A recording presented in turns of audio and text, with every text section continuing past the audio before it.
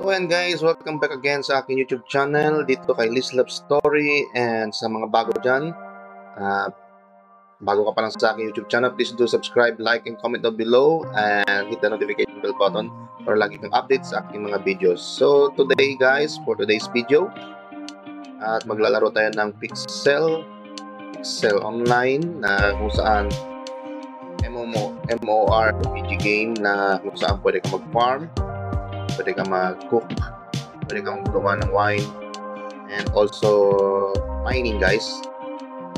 This is a play-to-earn game and free-to-play. Kapala guys, itong land guys na 3882 ay pag-aari ni Rawfields. So si Master Rawfields nandito sa GC sa Facebook guys. Masok lang kayo dito sa map namin guys at mag-farm. Naghahanap kami ng mga farmer, additional 50 farmers para mag-farm dito sa map na to guys. So very friendly ang mga tao dito guys and non-toxic. Lahat ng gusto nyo malaman, gusto nyo tanungin about the game, marami kayong malalapitan dito guys sa group na to. Napakabait ng mga tao dito. And also guys, dito na kayo mag-farm at tayo ay magtulungan paano natin laruin tong game na to. Once again guys, sa video na to guys, ito na yung pinaka-final day. So, ika-9th day ko na nakakalaro ditong Pixel game. So, tapusin na natin yung quest. Bali dito guys, ipapakita ko guys kung paano natin tapusin tong quest na to guys, yung Wine Nut Popberry Wine Delivery Service. So, pupunta tayo kay Goose, dun sa Drunken Goose map, sa Drunken Goose store, saan siya, at gagawin na natin itong 24 bottles of Popberry wine. So tatapusin na natin guys. So makikita nyo guys, andito may naipon na akong 21 bottles na Popberry. So ilan na lang? 21, 22, 23, 24. Bali tatlong Popberry wine na lang kailangan natin guys para matapos na natin itong quest. So harvestin na natin to guys. Itong mga Popberry natin, pwede na, ready to share na to siya guys. Balik hapon ko pa to siya natanim. So ngayon lang ako nag-online ulit. Kasi ngayon lang tayo nagka-oras kasi kanina labada day tayo. So ayan guys, here you go. Try na natin ano natin to.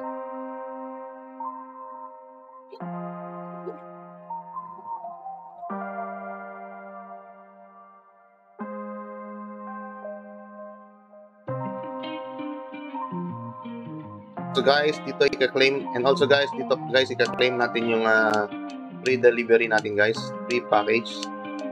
Bali daily dito guys, daily natin kukuha sa post office yung random item na ibibigay ni free guys. Ayan guys, so click to collect your daily mystery package. Mystery package, ayan guys. Ayan guys, may chicken tayo isa. Libre na chicken natin. Alright. So, pwede natin ibenta yan guys, or pwede natin gamitin guys for mag-harvest na ng chicken. So, for now, gagamitin ko siya guys. Lalagay ko sa chicken coop. So dito natin bibigay yung 24 bottle of wine guys kay Goose, sa Drunken Goose dito guys. Yan, eto si Goose. Bali tatapusin natin kung mabuo natin tong 24 bottle na Popberry wine. Ngayon guys, kumpletuhin muna natin ang ating requirement na 24 bottle. So ayan guys, mag-process tayo ng Popberry wine. So kailangan natin ng tatlo na lang kasi yung kulang. So around ika-9th day ko na ito sa paglalaro ng Pixel at pag-complete nitong quest na to. So ito guys, meron na tayong available tayo na mga required items para makabuo ng bottle of Popberry wine. So let's do it.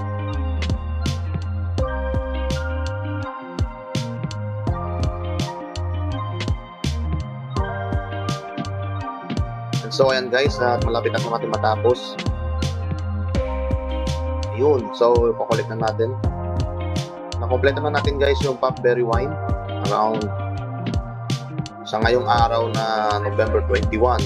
So ayan guys, makabuo tayo ng 24 Popberry wine. So itong quest guys, na-estimate ko around 4 days ko rin siyang pinarm, renine para makabuo itong 24 bottles. 4 days na puno na energy. Kailangan 1,000 halos itong ano. So ayan, Mabilis po tayong nakagawa ng ating wine. 4 days. Ulit na rin. So, ngayon, punta na tayo kay Goose at ibibigay na natin yung 24 wine. Let's go. Tingnan natin kung anong makukuha natin. Ano ibibigay niya. Uy! Instant 4,000 guys. Yes. So, okay na yun. Sulit na yung pagod na pag-grind natin. So, make sure you get over test time and work with Fabrice. I pass the first into okay? Make sure to secure waste and step out main lights and be checking things in the top. There is your cash flow for the cost since you helped me out in January. Okay? May 2 bottles na libre guys. So, may binigay siyang libre. So, may dalawa pa tayong bottle na Pop-Berry wine. So, ibebenta na lang natin ito sa marketplace para additional pa sa berry natin. So, ayan guys. So, meron na tayo. Instant na 5,500. Hindi. So, 4,000 na yung kanina eh. So, okay guys. Naging 5,597 na ang berries natin ngayong araw. So, sulit na rin yung 4 days na grinding. 4 days farming, Pop-Berry. Yan. Thank you. So, may lumaki na yung puno natin guys. So, palaki natin yung ating berry guys. So, ngayon guys, itong magiging punan natin, 5,597. Subukan natin gawin itong 50,000 guys. Sana maging 50,000 eh. Tingnan natin kung ilang araw rin magagawa yun, kung anong diskarte magagawa natin.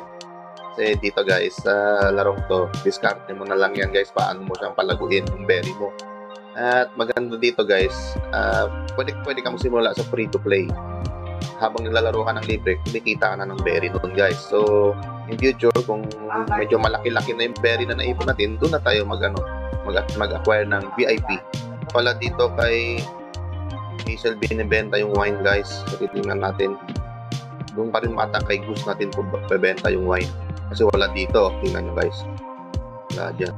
So, pupunta ako doon ngayon. Pwede rin sa marketplace. Tingnan natin magkano ang bentahan dito. Makapagbenta ba ako dito? Okay. Dito tayo. Tingnan natin sa buy.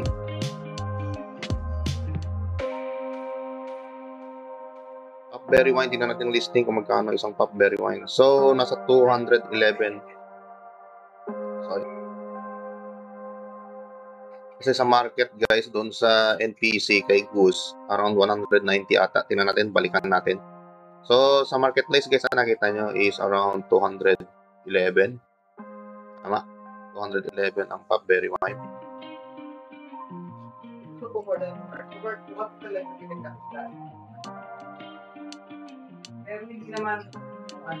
Yan, 211 isang wine dito sa marketplace. So, tingnan natin kay Goose kung magkano ang presyo ng Pop-Berry wine.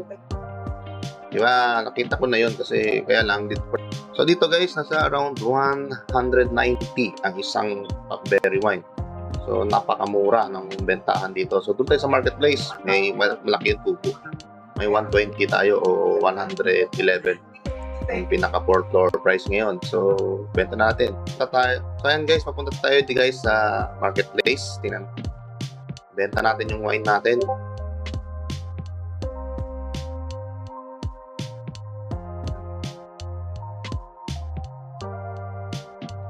So, dito, gawa tayo. Click create. Kasi nasa kita mo yung doon. Hindi mo napunta.